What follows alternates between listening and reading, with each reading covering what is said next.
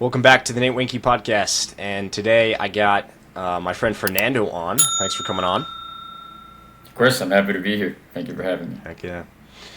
So we met actually on a trip to California. I was visiting your roommate Tanner, who I went to high school with, and we weren't there long, but we visited the apartment and we just got talking a little bit about AI, and then more specifically the project that you're working on right now. And I thought when I first heard about it, I was like, okay, this is fascinating, because these are the kind of questions that I'm also very interested in. So I thought it'd be interesting to actually sit down and have a full length conversation on it. So how about you just kind of outline? Well, first I suppose outline a little bit of your background, like what are you doing right now, and then we'll get into what you're working on project wise. Sure. Well, right now I'm just wrapping up my degree, basically. I'm a student at Pepperdine University, and I studied computer science and philosophy, which I think is pretty pertinent to the project that I'm working on. I think both having the computer science angle and also the philosophy angle, they've both been very helpful when it comes to AI. But yeah, right now I'm taking an astronomy class, which is actually super fun. I'm taking that with Tanner, actually. There you go. It's very time consuming. We have class from 4 p.m. to 10:30 p.m. But we get to look at the stars and learn about the constellations, learn about star formation, and it's been really fun. But yeah, other than that, what we talked about, I'm working on a project with one of my professors, it's part of a cross-disciplinary program that Pepperdine has, and the idea is to get professors from different departments to work together. And in this case, it's the philosophy department, the computer science department, and the creative writing department. And interesting. Okay.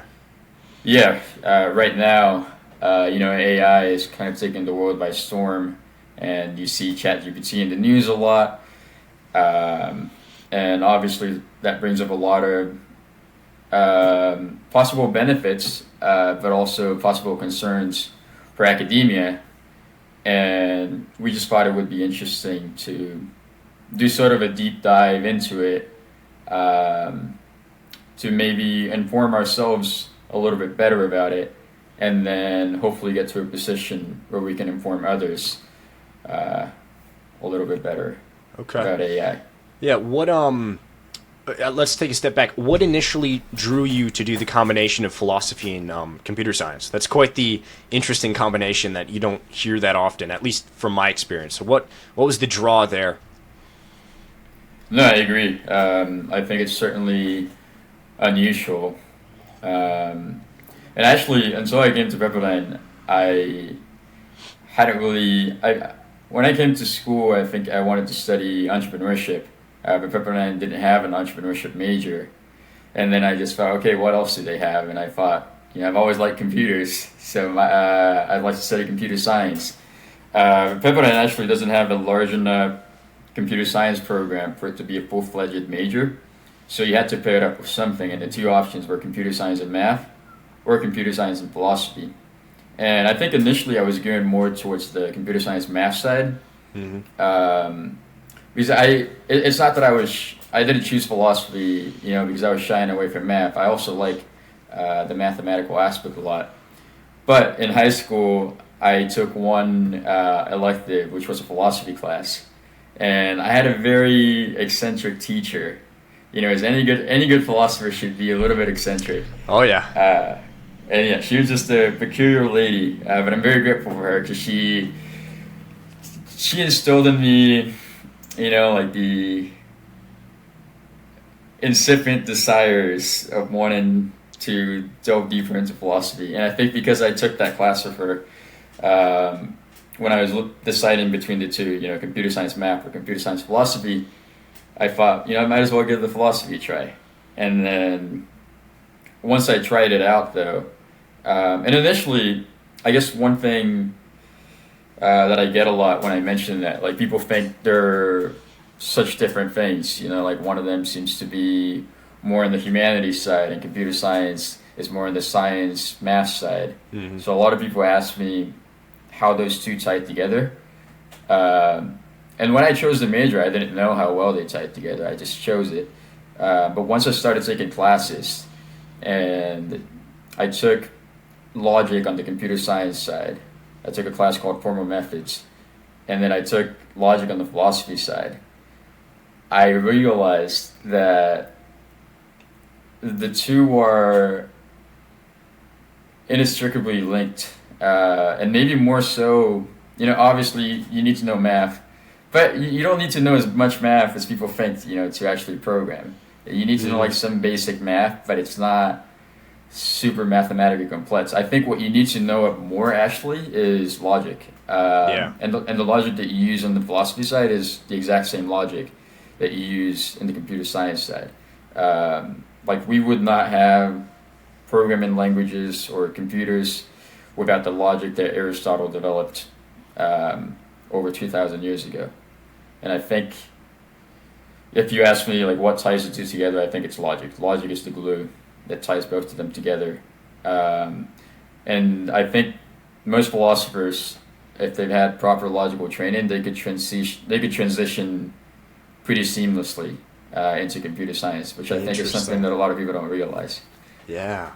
What a unique connection there. It makes a lot of sense that the fundamental basis for computer science would be the logic, not necessarily complicated math, because that's essentially what programming is. It's streams of logic that work together to meet a goal. It's less about solving triple integral equations and stuff like that than it is more logic. That's a fascinating connection there.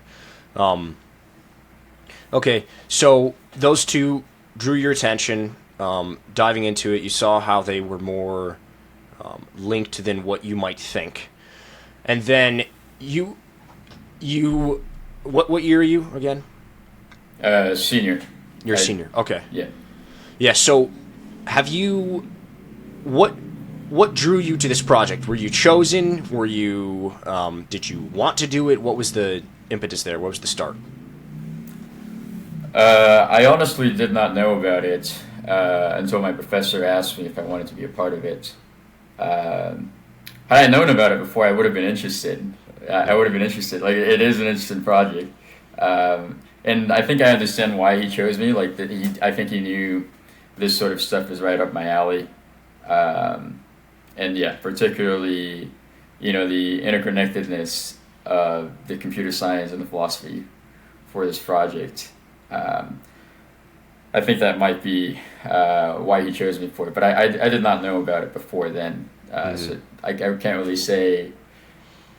Well, I guess I can tell you why I said yes. Sure. I found out about it because you told me, but there's a reason why I said yes. And yeah, I suppose the reason is just, well, for one, it's very interesting. I mean, the proposal, he sent me a proposal for it, and the goal was to publish 2 papers, one on the theory side and one on the more pragmatic side. But they both had to do with artificial, and the project is called Artificial Intelligence in Academia.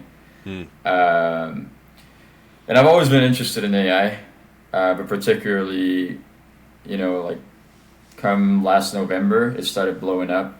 ChatGPT went public, and people realized what this could do. And I think a smaller subset of people realize that this isn't even scratching the surface of what it might be able to do in 10 years.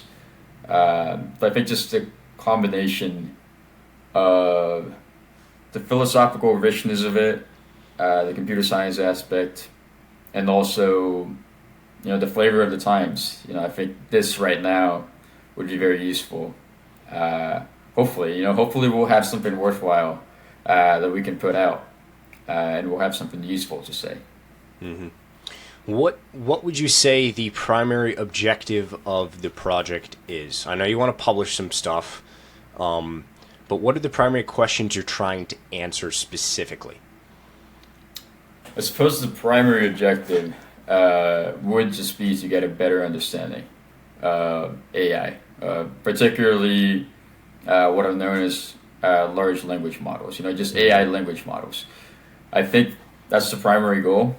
And then there are specific avenues that you can take. There are so many avenues you can take to understand it better. Yes, there is. So many ways you can go with it because there are so many people using it for different things. People who are interested in astronomy could ask it questions about astronomy. People who are interested in sports will chat to it about sports. And it does really well in a surprising amount of areas. It can do chess puzzles for you. It can do, if you're into sailing, it could probably come up. I haven't tried it, but it could probably come up with some sailing routes for you. I've just found that almost anything that you throw at it, because it's pulling stuff from the internet, and we've already populated the internet for decades with this massive amount of information. I think that's given it an incredible breadth. But yeah, I guess to answer your question, I would break up the different avenues that we might go into the theoretical side and the more pragmatic side. And on the theoretical side, you have the age-old question, can AI ever become conscious? That's something I think a lot of people have sort of a romanticized idea of AI because of Hollywood and how Hollywood portrays it. And that's been in the public eye for a little bit, and it's led to some ideas that are not very accurate about AI. But there is that question, could AI ever become conscious?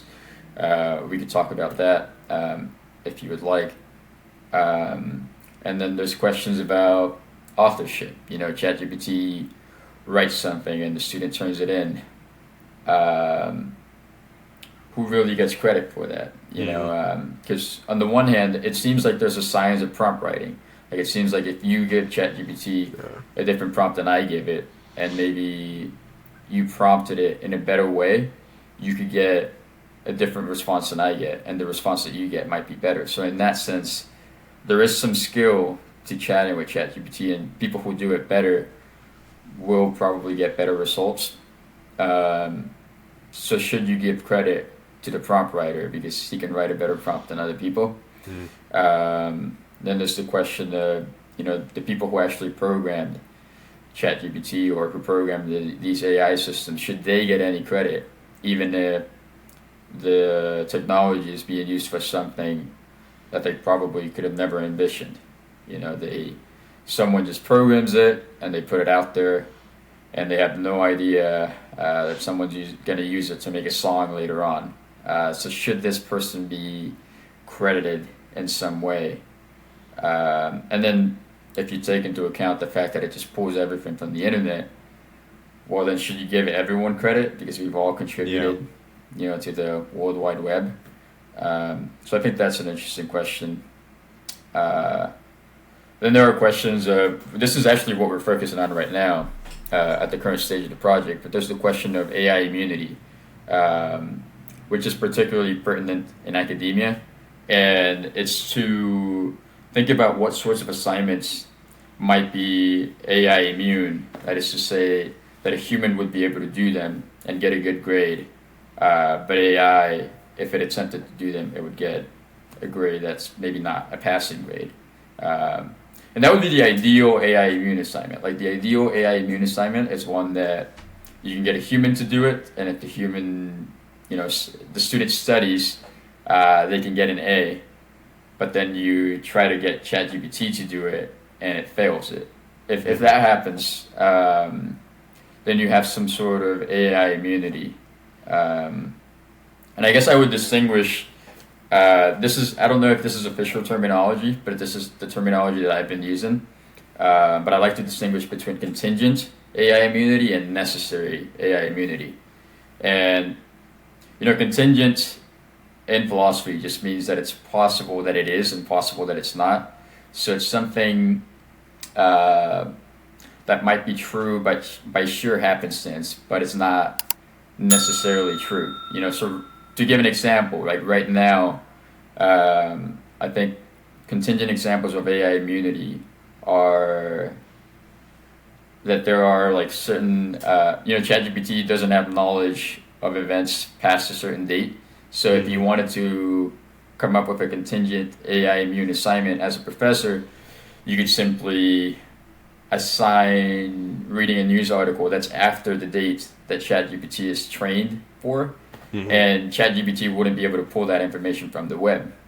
But I think that's an example of contingent AI immunity, not necessary AI immunity, because it seems like later on ChatGPT might very well be able to pull this information. And actually now they've come out, I don't know if you've heard about their plugins that they come out with. Yes. But there's something called Chat PDF, and you can just feed it. Yep. A PDF of the article. And it seems like that would do away with that sort of, it's like a very weak contingent AI immunity. Because it may have worked maybe 4 months ago. That may have worked pretty well, and professors may have done that. Just assign reading essays that are behind the paywall that ChatGPT doesn't have access to. Well, obviously ChatGPT wouldn't have been able to do that back then. But it's pretty likely, actually, that it's going to be able to do that even now, even just like a couple of months later. So that would be contingent AI immunity. ChatGPT or some other AI system can't do it right now, but it might very well be able to do it in the future. But then what I think is more interesting from a philosophical point of view and from a theoretical perspective is necessary AI immunity, which is the sort of thing that AI will never be able to do. It's not able to do it now, and it will never be able to do it. And obviously that... Real quick. I imagine there's still degrees of certainty on what would constitute 100% necessary AI immunity. Like, you can imagine a situation where, something, we can't always predict events that radically change the nature of things. So AI might get to the point where we didn't anticipate it could do something. We had categorized it as it will never be able to do this, but then it can. So I imagine that even within that category, do you think there's some variation between what we're like really, really confident it will never be able to do, but also some doubting in terms of what it could maybe do, things that we can't predict? Do you get what I'm trying to get at?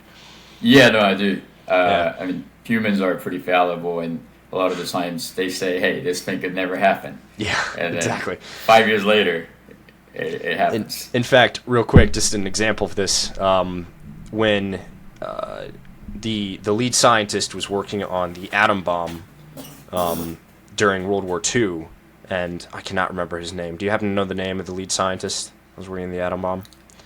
No. I cannot. But regardless, I remember hearing about this. When they were working on it, some of the colleagues that were working on it with him at the time thought that the advancement was like 30, 40, 50 years away. And then they basically said that to him, and the next day he solved the equations and made it work, made the chain reaction work. And it just goes to show that within science even, there are times when we think that something is impossible or settled, and then it can be completely flipped on its head. So it just is an interesting example. I was curious if you had heard of it, but keep going. Sorry, I didn't mean to cut you off. No, I had not heard of that, and that is pretty interesting. Yeah.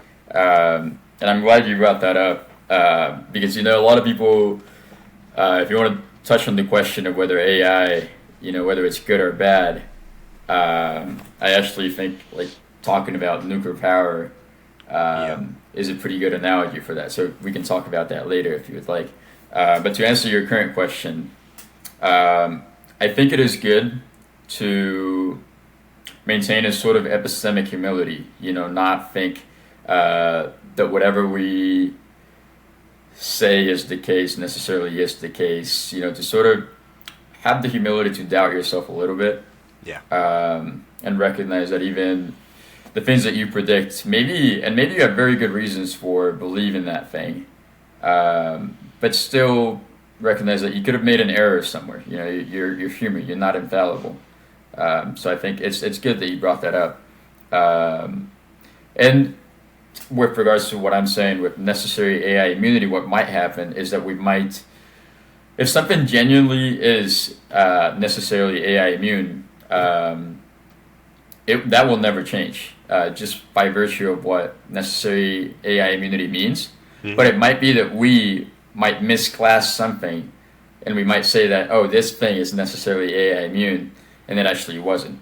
That might happen, which is why you have to be careful, in making, because these are very strong claims. Saying that something is contingently AI immune is a much weaker claim than saying that something is necessarily AI immune. So I think the stronger the claims you're making, probably the more evidence you should have in support for that claim. Because it's a more controversial claim, you should back it up a little bit more. So I think it's good that you brought that up.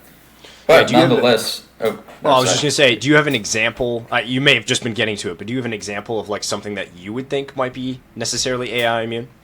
Yes, that was actually... Yeah, sorry. No, it's good. It's good that you anticipated it. But yeah, I can give you examples of things that I would say I know are AI immune. I don't want to sound... I was talking about the humility aspect, and it feels a little bit ironic to say this right after that. But I do feel like there are things that we can know AI will never have. And this goes back to the earlier question of whether AI can be conscious or not.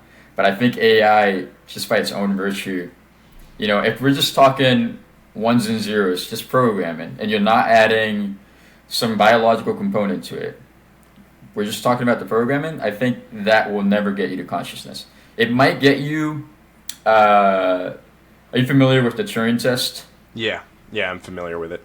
In fact, on that note, I recently talked about this, but ChatGPT's responses were compared to actual doctors' responses in a particular study. Do you know what I'm talking about by chance? No, I haven't heard of that particular study. And what they did was they compared its responses to like 200 random medical questions, and then it compared them to the doctor's responses. And then a panel of doctors was required to rate what answers they thought were better, essentially. And they didn't know whether a doctor answered them or whether GPT answered them. And consistently, they rated the answers from GPT as better than the ones from the doctors. And that's just, it's tangential to this Turing test idea of like, okay, who do you prefer to interact with, an AI or a human? And maybe you can outline, you're probably more familiar with it. Do you want to outline the Turing test real quick for us? I think just in simple terms, it's a test where if the AI system that you have can pass it, it's indistinguishable from a human. That's what it is in simple terms. Mm-hmm. Mm-hmm. Yeah, so with that in mind, this is an interesting example where it seems that the responses are not only indistinguishable, and I mean, it's a narrow case for sure, but you can imagine it expanded. In this case, it seems that ChatGPT would pass the Turing test in this particular case because it's indistinguishable and people actually prefer to interact with it, which is fascinating. I mean, that's pretty interesting. But I know you're going to make a broader point about it, so keep going. Yeah, no, that is fascinating. I'm glad you brought that up because that is a good example, and that goes to my point. I think AI will eventually be able to pass almost any Turing test that you throw at it. And outwardly, it will be indistinguishable from a human, especially if you can get it to the point, where you give it, you put it in a robot body and you give it human skin, you mimic human eyes. At that point, which that is, physically possible, it seems like it might very well be indistinguishable from a human. But even if it is, and it can pass any Turing test, just if you don't add any organic components, there's no biology to it, that thing that's indistinguishable from a human will not be conscious. And I think... Hold up. Why? Yeah, no, that's a great question. Yeah. And I think Have you heard of John Searle's Chinese room argument? Yes. Yep. Although I'm not overly familiar with it, but I've heard it before. Okay, good. I think it's worth going over. He first came up with it in a paper called Minds, Brains, and Programs. If anyone want to read it, I think it's a phenomenal paper. It's the seminal essay on the question of AI consciousness, and it says much more than I feel like I need to get into here. But if someone wants like a deeper understanding, make sure to check that out. It's John Searle, Minds, Brains, and Programs. But anyway, in this essay, Searle comes up with this philosophical experiment called the Chinese room, where you have a person, let's say it's an English speaker. It's an English speaker that doesn't know a shred of Chinese, and you're giving him a bunch of Chinese symbols, but you're giving him instructions in English for how to manipulate those symbols and then output something different. So the idea is that actual Chinese speakers will come outside the room and they will input a query in Chinese. It'll be a bunch of Chinese characters. And obviously this person doesn't know any Chinese, but they'll be able to use the instructions and syntactically manipulate the symbols in such a way that they'll be able to formulate a response that's in perfect Chinese and bring that out of the room and feed it to the person who gave the input. And to that person, it will be indistinguishable from an actual Chinese speaker. And you can see probably the parallel with the Turing test. Like this would be passing the Chinese Turing test, if you want to call it that. But what's crucial here is that the person has no understanding of Chinese either before or after manipulating the symbols, because the experiment is construed in such a way that the person is just given the instructions in English. The person's never learning anything about Chinese, and it never will be able to, because it's never going to have any translations or get any semantics out of it. It's going to be doing syntactic manipulation across the clock. It's just going to take these symbols, follow these cooking instructions. We might call that the algorithm. And then you'll see another parallel with actual computers. And then after using that algorithm, it's going to output something. So it gets an input. It does not understand that input, but it has an algorithm that just tells it what to do very specifically. And then it outputs something that to an outside observer seems like perfect Chinese. Yes. So it's mimicking it perfectly, mimicking real Chinese without the actual knowledge of what it's doing. So it's indistinguishable, but it isn't knowing what it's doing from a language perspective. If I got that right. Exactly. Yeah. Yeah, no, that's fascinating. That's right. Yeah. And keep going. Now, the purpose of the experiment is now compare it to an actual computer. What does an actual computer do? This is the computer. If you ask the computer to add 2 plus 2, what will it give you invariably? Give you 4. It will give you 4 if it's programmed correctly. Yep. If it's programmed correctly, as long as you don't inject ideology or some other such nonsense. But continue. Yeah. If it's programmed correctly, it will give you 4. But would you say, oh man, my computer really understands that 2 plus 2 equals 4? It tells you that every single time. I don't think you would say that. And I think the reason why is because the computer, it doesn't even know what 2 is. It doesn't know what addition is. It doesn't know what 4 is. It doesn't know what equality is. It doesn't know any of those things. It has no concepts. It has no understanding of these things. But you're giving it an input, and you're giving it an algorithm, which is sort of like a cookbook. It tells you, hey, sprinkle 2 teaspoons of sugar, then do this, then do that, and you will come out with a cake. That's basically what a computer scientist does when it gives the computer an algorithm. And with these algorithms, just by virtue of using ones and zeros, because that is, all that a computer is at the base level, you can get it to do some pretty amazing things, and increase our productivity by,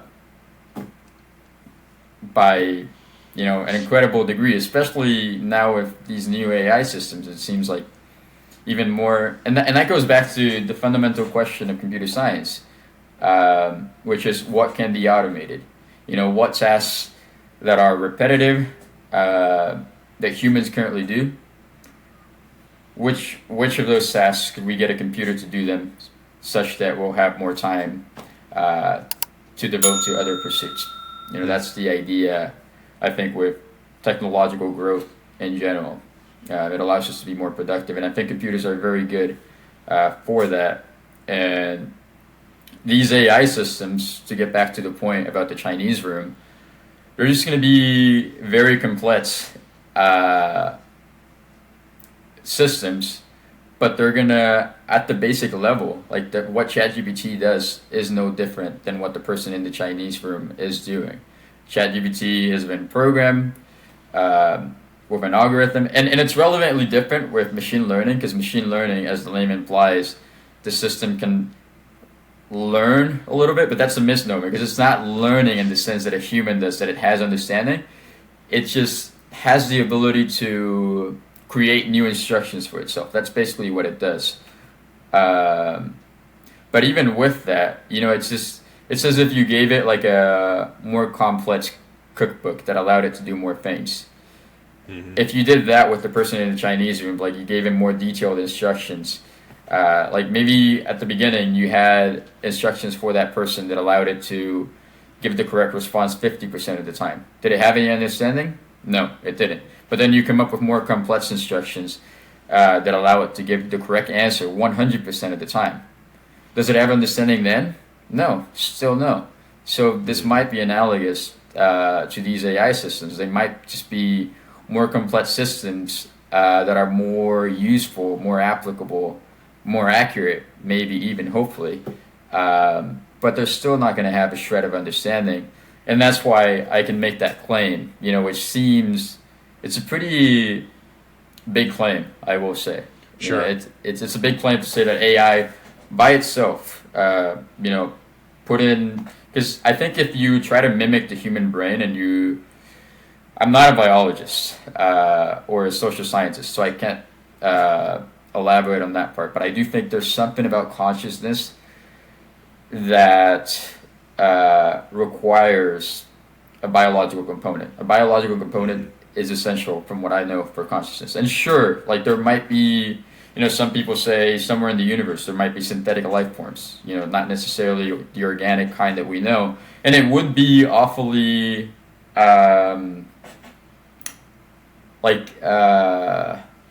human-centered to say that all life forms must be exactly like us, sure, or must be like the life forms that we've observed.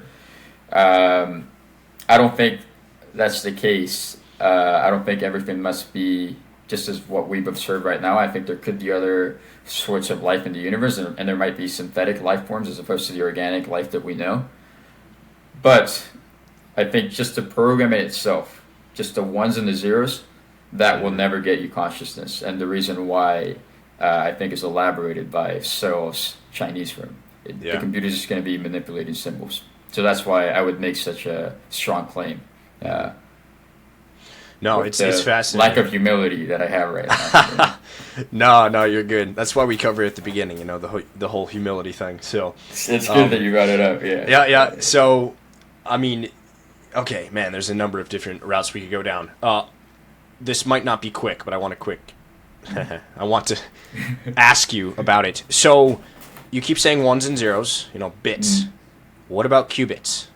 What about the quantum element that's being injected into the computer world right now? Because this is another fascinating exploration that you can do if you want to spend a couple of nights going down the quantum computing rabbit hole. But it's quantum stuff. Like, I'll understand it. Like, I would argue, when I look into it, but then I go back to it and I'm like, did I really understand that? Does anyone really understand it? It's just weird. I call it quantum spookiness. So if we inject this quantum component, and I think there's a lot that we don't know yet about what that could mean, do you think that changes your underlying calculus here about the argument that we need a biological component to get to consciousness? Or would the quantum element here potentially negate that need for biology? And I don't really have a dog in this fight. I'm just more seeing what you think. I'm very just curious what you think about that. Yeah, no. That's very interesting. I have not gotten that question before, so I appreciate it. And I think uh, I like your term about quantum spookiness. So I think that's what I'll use. So if we bring the quantum spookiness into the fold, I think that would not change my answer because I would liken it, to the example I was given with the Chinese room argument, where you have these instructions that are complex enough to give you a 50% success rate, but you still don't have understanding. But then if you make it more complex and you get to 100%, you still don't have understanding. I think that's the gist of it. Quantum computing and qubits would make the system a little bit more complex, and hopefully in the future they will allow us to solve kinds of problems that we're not able to yet. But that's just added complexity. That's just getting a better cookbook, and a better cookbook is just not gonna. And it's still ones and zeros, but it gets weird. It's still It ones and does get zeros, weird. but really weird because it can be 1 and 0 instead of either At or the same time. Yep. at the same time. Which you're right. It's quantum spookiness. I wouldn't say that I particularly understand quantum computing very well, but I think that it would not be I would not be overstepping my confidence in saying that no. That would just be added complexity, and that by itself, again, like not bringing in biology, that by itself would never get you consciousness. For the same reason that machine learning will not get you consciousness, for the same reason that classical computing will not get you consciousness. And these are just more advanced systems. But no matter how advanced the systems get, and this is the new thing, quantum computing. Later on, we might discover something else in the universe that we apply to computing. And then let's call that XYZ computing. And then people later on will be asking, hey, so quantum computing didn't make it conscious, but will XYZ computing make it conscious? And I think the answer is just going to be no, as long as we're not bringing in a biological component. And that is why this is necessary AI immunity as opposed to contingent. It's not going to vary over time, I think. This is here to stick. Unless you are creating some Frankenstein-esque life form and you're, by virtue of organic components, feeding life into it, I think you're not going to get something conscious just with the ones and the zeros. Yeah. No, but that's a very good question. Yeah, it's a compelling argument, and I don't disagree. One thing that I think we should inject into this equation is just the inherent complexity of consciousness as such. Like, it's just a very confusing idea in some sense. Like, we're not even sure how we became conscious. Like, you can read a lot in the realm of consciousness and still be very confused by consciousness. So, there's that as well. But it's interesting to think that we could build systems that effectively are indistinguishable from us, and yet still not understand consciousness anymore. Like, here we are building things that mimic consciousness, that we assume is conscious, and yet they aren't fundamentally, according to your argument. And I think that's fascinating because we won't be able to tell, but ultimately in the actual programming, in the actual way that it operates, it isn't doing it knowing what it's doing in that sense. And it's just one of these fascinating points. So I think that's really interesting. One thing that I want to, we kind of touched on it, but I want to go back to it, is I think this is important, is kind of back to your initial, the initial reason for the podcast, which was this project. And this, how should AI be integrated into academia, into schools? We've seen what kids have done with smartphones in terms of, they're so much more tech savvy than their own parents that the parents can't even keep up with the regulation of the actual smartphone. So how do we how do we integrate AI, which is going to be around and is going to be more prolific, into the school systems? And how do we do that more specifically without compromising people's competence, without compromising the necessary components of the school system? And I want to get into that because I want to hear your thoughts on this. This was never really explained to me in high school, but I think it would have helped me as someone that always asks, like, why am I being taught this? Why am I being forced to write this, the 50th essay on U.S. history? And the point of writing, which this involves ChatGPT because it mainly writes right now, is to learn how to think in a competent, logical, rational, a flowing manner, where things make sense.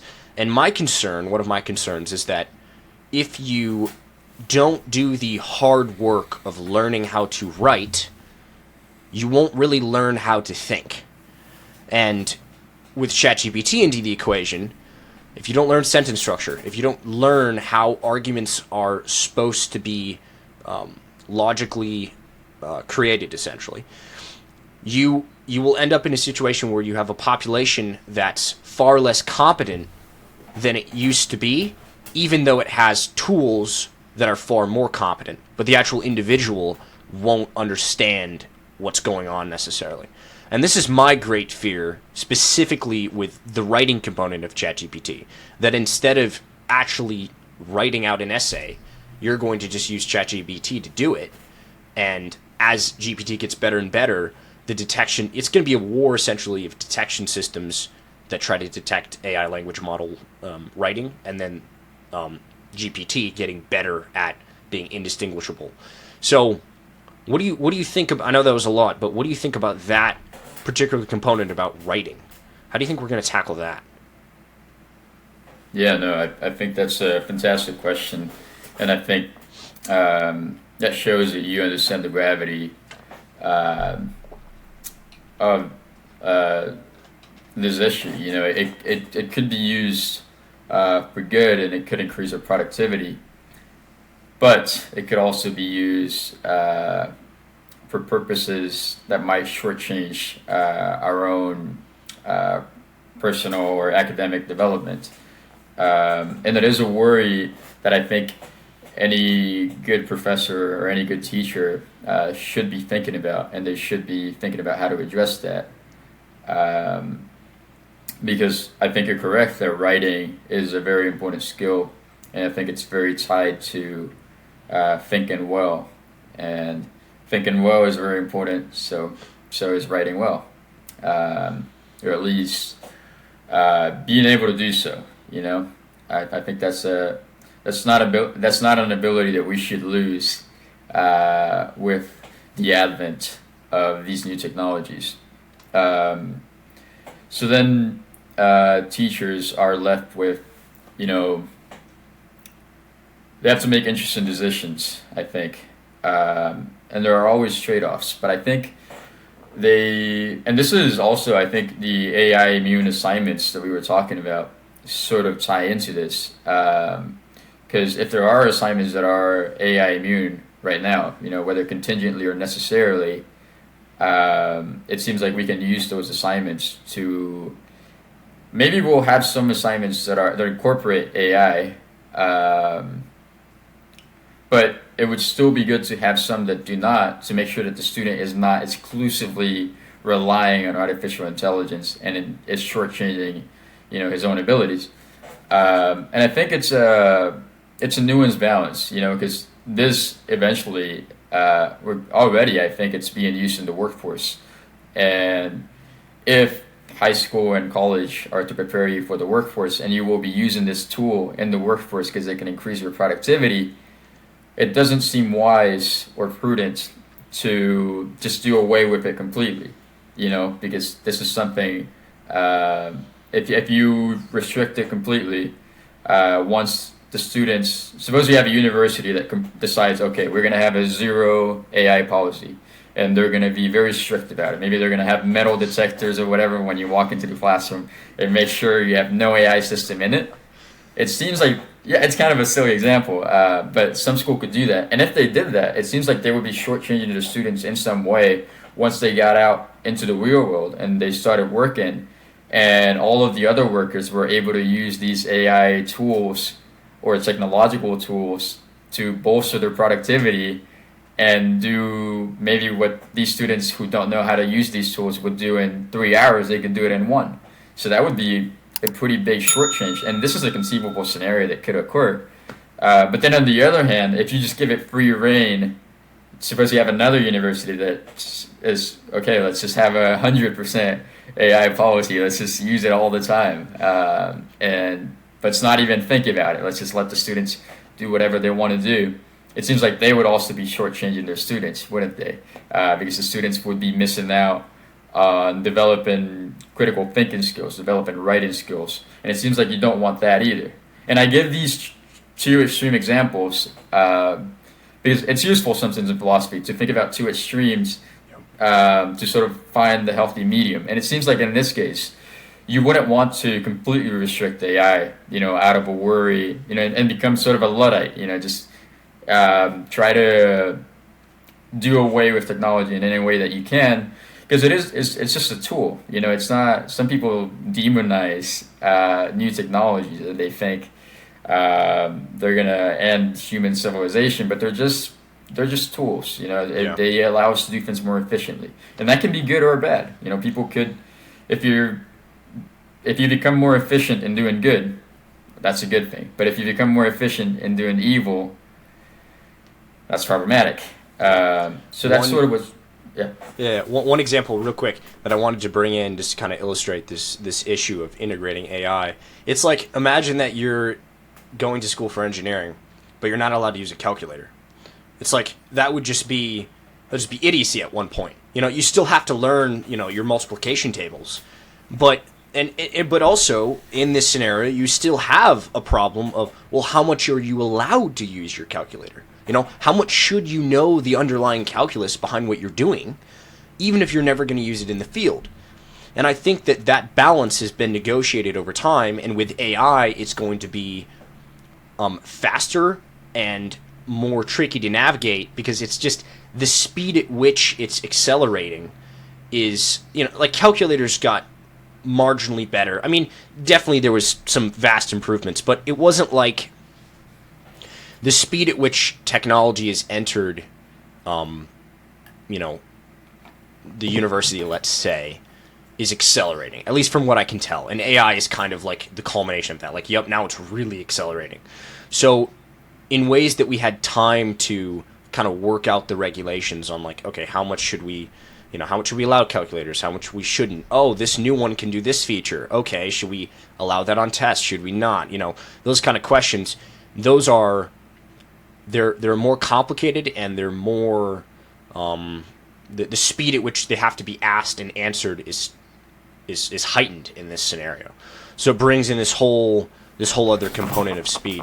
But I thought that would be a good example to kind of illustrate this problem. But I really appreciate your, outlining these two poles, because it shows what a complicated problem it is. It's not like we have a perfect answer here, but that's kind of what you're trying to figure out. So keep going. But I wanted to bring in that example. Yeah, no, I think that's a good example, because obviously, engineers are going to use. I don't think they're going to do all the calculations by hand once they're on the job if they don't need to. It just seems wildly inefficient. Exactly. But then, like you said, if they're only trained to do it with a calculator and they can't even calculate in their head if they ever need to, that's also undesirable. So there's sort of a happy medium there, and that's the case here. So I think that's a good analogy. And like any nuanced issue, the answer is not going to be black or white. It's going to be some shade of gray, and it might not even be an invariant shade of gray. It might be a shade of gray that it changes depending on the context. Maybe it should be a lighter gray in this context, or a darker gray in this other context. So I cannot just give you an invariant response like, oh, you should always do this. No, I think we're going to need to have pragmatic wisdom on the side of the educators. They're going to need to have discussions, and it's probably going to vary from field to field. Maybe if you're studying English, the restrictions might be more heavy, or if you're studying math, they might be less heavy, or maybe vice versa. But I think asking this question without evaluating the context we're just talking hot air. We're just, yeah, we're not saying anything substantial. But I guess to give like a more, and that's not very concrete, I realize it, but it's not very concrete specifically because I think it warrants a contextualist response. It's a nuanced issue. But if you wanted something more concrete, I suppose, like teachers, and actually there's this philosopher, his name is Graham Clay, and I think he's from the University College Dublin, and he has a site called Automated, but it's Automate ED. That's his site. It's clever, ED, education, automated. But he's put out a bunch of articles on how professors should respond to this new AI crisis in academia. And I think he's given some very nuanced responses. And he thinks, because even professors, I think, should take advantage of these tools if they can. Because, I've heard many of my professors say, I get paid to grade, but I teach for free, and that goes to say like they enjoy the teaching aspect, but like the grading, the busy work, like scheduling meetings and, maybe meeting, over like academic policy and that sort of stuff. That's just like administrative work that they have to do in order to be able to teach. It's just like busy work that's instrumental. You don't do that because you intrinsically like that. Nobody likes busy work. So I've seen Graham Place put out articles about how professors maybe you can streamline certain processes in order to free up more time to have one-on-one time with the students. Because if you could use AI to reply to emails about like trivial homework questions, then the professor wouldn't need to spend time doing that, and maybe the professor would have more time to, work on lectures or meet one-on-one during office hours with the students, and that would be a good thing. So I think if someone's interested in a more concrete approach, I think definitely check out Professor Clay's site. I think he's doing some good work. And he also has an article. I think the article is called "Believe Your Assignment is AI Immune? Let's Put It to the Test." And there he talks about the depth of the AI immunity problem and how certain professors just haven't grasped it. Because he talks about how one professor says, "Oh, I made my assignment AI immune by just having iterative drafts where I have the students submit an essay, and then I'll give them feedback on it, and then I have them revise it based on the feedback, and that way, ChatGPT wouldn't be able to do it." But if you have used ChatGPT, and it's good that you're skeptical, if you have used it, you can definitely do that. It can definitely do that, and Oh, that's an example of a professor not understanding the depth of the AI problem. Because I think ChatGPT is particularly good at that. It's particularly good at responding to iterative feedback. And a student could just have ChatGPT draft the initial essay, give that to the professor, and the professor says, "Oh, you should change your tone a little bit." And presumably those would be written instructions, and then just feed the original essay back to ChatGPT with the feedback and not do a single thing. And the professor would be like, "Oh yeah, he revised it based on what I said. He must be thinking about it." No, not necessarily. He could just be going with the path of least resistance, that's what students tend to do. They tend to go the easy route, the route that's with the least effort. A lot of students do that. So I think one thing that's crucial here is understanding the depth of the problem, understanding what can AI do, what can it not do, and that will give you a more informed decision. And then the other thing would be to decide, okay, this sort of assignment that I have, should I be incorporating AI to it? Much in the same way that an engineering professor could ask himself, should I incorporate calculators into this exam? Maybe for this one, calculator is useful. Maybe it mimics how things will be, once they have an engineering job. But maybe this other exam, it should be no calculator. Why? Because it'll build some fundamental skills that would be hindered by the presence of a calculator. So maybe do a similar thing with AI. Maybe think about the sorts of assignments. First of all, think about your discipline. You know, whatever. I might be teaching history, and I think, okay, in my history class, I have these assignments. These ones, it seems like I might be able to incorporate AI, and it wouldn't be a bad thing. So why not do that? But these other ones, it seems like no. If I incorporate AI, I might be shortchanging the students. I might be hindering their academic development. I might be shortchanging them of developing critical thinking skills. And if that's the case, maybe find a way to restrict AI for that. And that's like a more concrete, it's still contextual, because any answer to this problem should be contextual, but it's a more concrete example of what a teacher or a professor could do in response to this problem. Mm-hmm. Yeah, no, exactly. You're totally right. The specificity of the individual context and of the problem that we're dealing with is going to be critical here, because if we don't, it's too complicated to make broad rules. And you're pointing this out beautifully, that each individual scenario might call for different levels of AI involvement or none, and might call for different ways in which to prevent it or promote it. And it's going to be very tricky to figure this all out. And then how much do you allow? How much do you not? It's a fascinating issue. So I'm glad you're tackling it, and I wish you the best. But it's hard, man. It's hard, but it's pretty cool. It's also fascinating to think about. How will we integrate these systems into our lives?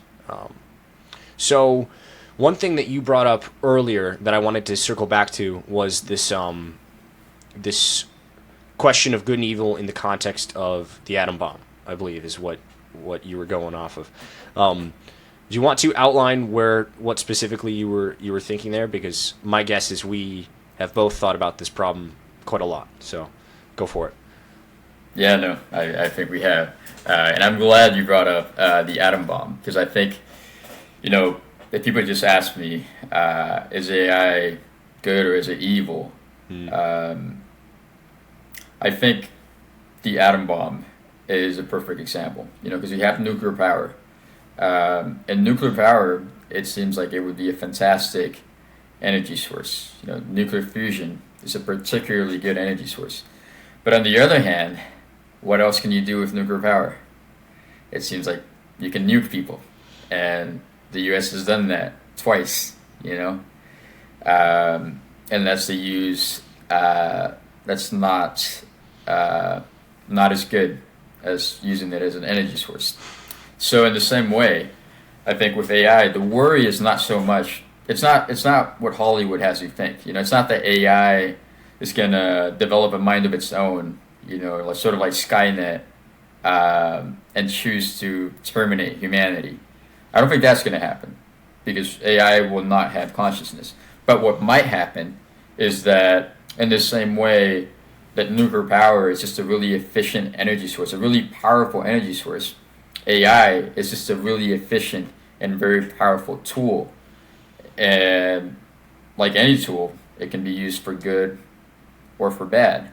And if someone who's bent on world domination found out how to harness this efficiency to carry out their agenda, that could be very dangerous. I'm not discounting that.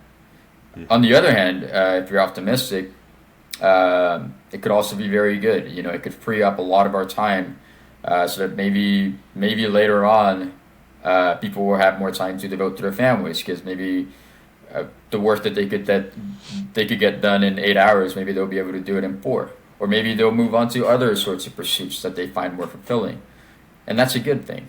But I think, much like with the atom bomb,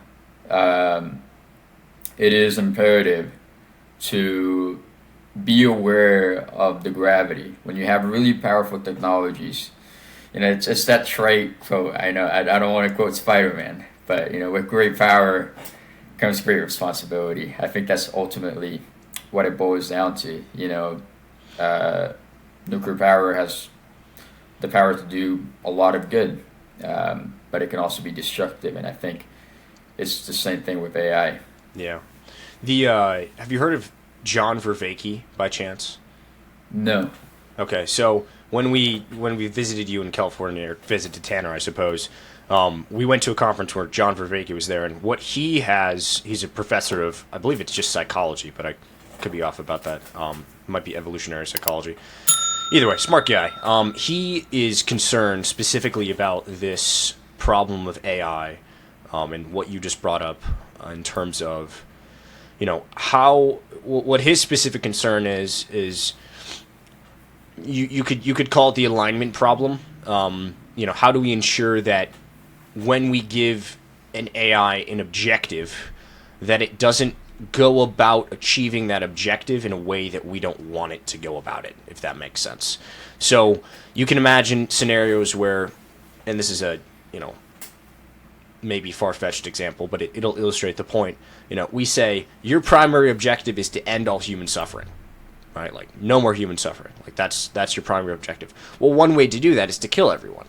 It's like, and I get it's extreme, and, of course we'll tell it you can't, I get it, but it illustrates the point of, like, you, especially given the fact that these systems will be, you come back to the concept of, like, machine learning, we're going to give them the ability, I guess part of the whole point of them is that they're doing things and thinking through things, or I guess solving through things is probably the better way of putting it. Thinking, yeah. Yeah, than thinking. Would be, they're doing these things in ways that we didn't conceive of, or that we're not capable of, in some sense. So that's great, but then if, given that fact, they then do things in ways that we didn't anticipate, we could run into problems. And this is kind of what at least from what I've read, is kind of called the alignment problem. Well, you inject this other component into it, which is Vervaeke's, one of his points, which is like, we can't even decide upon, basic facts in the world of, like, biology. we're dealing with that problem right now. But more specifically, moral questions, ethical questions. I mean, the entire domain of philosophy. If you dive into philosophy much, you'll recognize that it's complicated. Like, these things aren't necessarily straightforward. And we deal with moral questions all the time. And yet we're going to try to program into these systems morality, and we can't even seem to decide upon that for ourselves. So how do you think, this is definitely broad, but what do you think are some practical ways that we can solve this alignment problem, this problem of morality into these systems? What do you think we can do about this? Any thoughts there? Yeah, no. First of all, I think that's a fantastic question.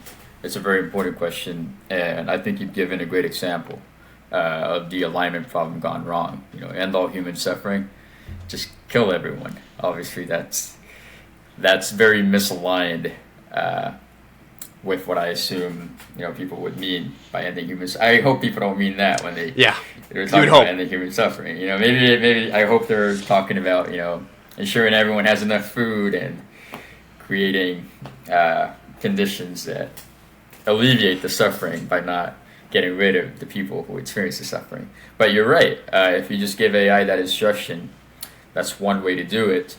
And computers, I think, the way I think of them, and I think one of my computer science professors told me this, but they're like children. They take everything very literally. They're not smart. They're very stupid.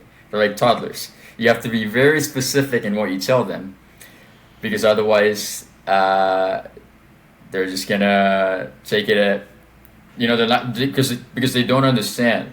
You have to very explicitly, step by step, tell them exactly what you want them to do. So I think, well, the first thing that we have to be aware of is that computers are very stupid, and we have to be very specific with how we give them instructions. But it gets even more complicated when you allow it to self-feed itself instructions, which is what AI does. It's already complicated in classical computing. But when you add that factor of self-feeding instructions, self-generating instructions, it gets even more complicated. Because I guess the analogy would be, suppose you're sailing, and you're sailing somewhere very far, but you're off by 5 degrees. Over a long enough period of time, you're going to be miles off of where you intended, wouldn't you? Even though you're only 5 degrees off. uh, it's a quote, I think, by Thomas Aquinas. It's Magnus error in principio. No, parvus error in principio, magnus est in fine. That's Latin. It means that a small error in the beginning becomes big at the end. And I think people who are working on this sorts of thing, that's what the alignment problem is pointing out. And the most crucial thing to start off with, I think, is that people are aware of this, that people are aware that we're dealing with something very delicate, and we're training these systems, but they might not operate as we intended, and so you have to put a lot of safeguards. What those safeguards are going to be, that's going to depend on the specific system that you're working on. Again, it's going to be contextual, because all of these complex issues, if you want to give a good response to them, you're never going to give something absolute. You're going to give something nuanced and contextual. So maybe in a particular field where you're applying AI, you foresee that this problem could occur, and so you come up with this safeguard that might not apply to other scenarios where you're using AI, but it'll apply to that one. And I think pondering about this for a long time before actually putting it into effect will lessen the degrees that you might be off in your initial trajectory. Maybe instead of being 5 degrees off, you're going to be 2 degrees off. Is that bad? Yeah, 2 degrees off will still get you pretty far if that happens. But maybe with enough thinking, instead of getting 2 degrees off, we can get it to like 0.5 degrees off. And I think this ties also to the epistemic humility that we were talking about earlier. You know, knowing that we're not infallible, knowing that even though we might be generally good computer scientists, and we generally program, and we're generally successful with the things that we program, that doesn't mean that it's always going to be successful, that it's always going to go as we intended. And I think also, the more grave the potential harm that could be done, the more caution that should be exercised beforehand, right? So if we're using AI systems for the military, I think we're going to need a whole lot more precision. Maybe if, we're working on this like small assignment, to automate this like small facet of some workplace, maybe we can have, it's like engineers. Engineers, when they build a bridge, they have a percent error that they would be okay with. Like whenever you manufacture something, it says like, this is 12 inches plus or minus 0.002 inches. Yeah. Yep. Tolerances. So you're going to need tolerances for this as well. And the tolerances will vary in the same way that they do for engineering problems. Like if you're building a bridge that millions of people will commute over, maybe your tolerance for error will be a lot lower. But maybe if you're just building like a makeshift rope bridge for your backyard, your tolerance, will be a lot higher for error, because if you fall, you're just gonna fall on on the grass on your yard. That's not too bad.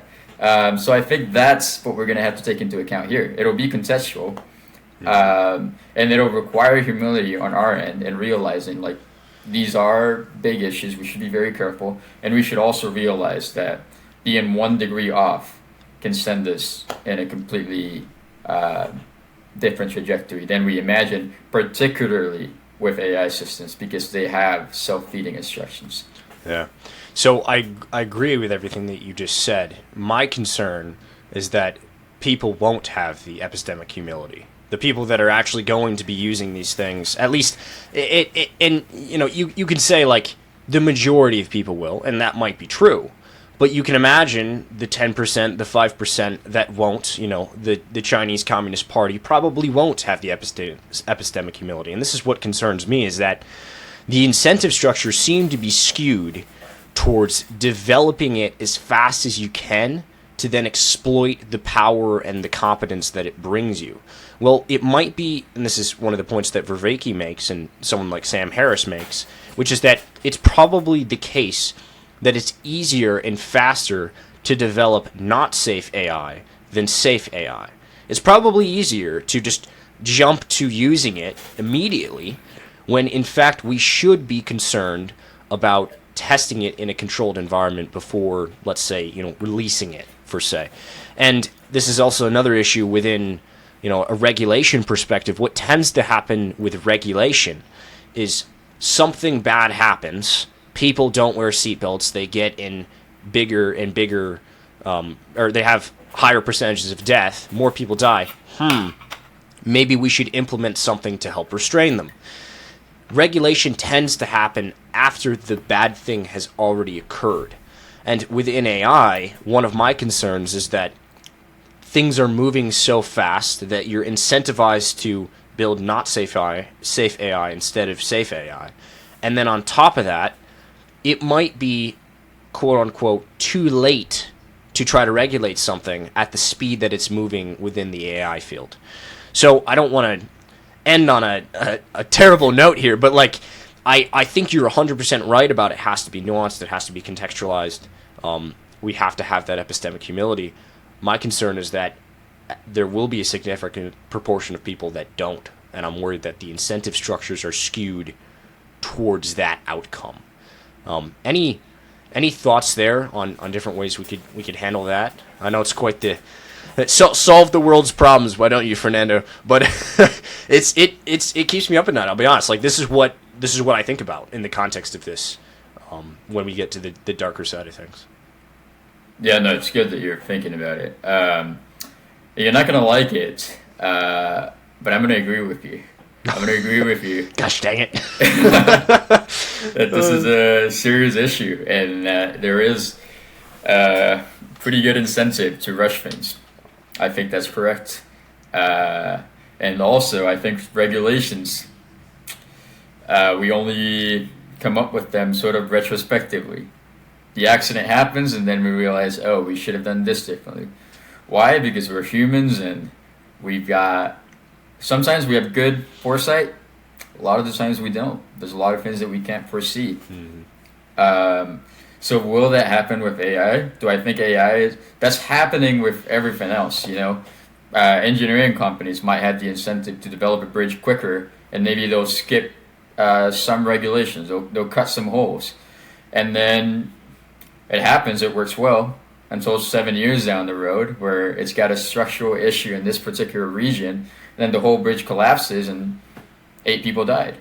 Or maybe 8 cars worth of people, maybe 40 people died. And then you realize, oh, maybe we shouldn't have cut those corners. And in the same way that this happens everywhere else, people, a lot of the times, they're not driven by morality. They're driven by a profit incentive, or they're driven by what's easier, what's faster. I think AI will not be different. I don't think AI is this magical force, that just because it's AI, it won't go wrong.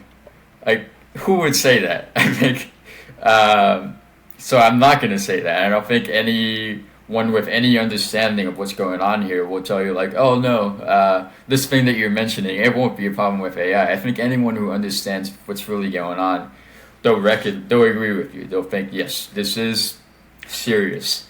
This could have catastrophic consequences, both because one, it might not even be a force, it might not even be an oversight. It might be that someone on purpose is using this technology for an evil purpose. So it might not even be an error. But then you have the added problem that even the people who are wanting to use it for good or for a virtuous purpose, they might have some errors and there might be an oversight. And with like self-driving cars, the intention is not that the passenger dies. It's never in the programming for it to malfunction. Maybe if you're like a James Bond villain, you'll hack the systems and you'll make it so that you kill people that way. But the engineers working on these systems, they're intended for it to work, but the physical world is so complex and there's so many variables that we can't account for. There's so many, there's matter, there's space, there's time, there's energy. And if all of these just vary by very small amounts, that can cause very different reactions and results in different scenarios. So maybe the AI driving system will work perfectly in the northern hemisphere, but then you go to the southern hemisphere and something's different about the temperature there. Something's different about some factor that this engineer in North America just couldn't have foreseen. It's going to go wrong there, unfortunately. But I guess to not be a pessimist, I will say that this problem is no different than all the other problems that we've already faced. With the Industrial Revolution, there came a lot of productivity. Same thing that will come with the AI revolution. But these machines, before you took maybe 1 hour to create 3 pins if you were at a pin factory, once the Industrial Revolution happened and these machines came into play, maybe instead of only creating 3 pins in 1 hour, you could create 20,000. So that really increased productivity.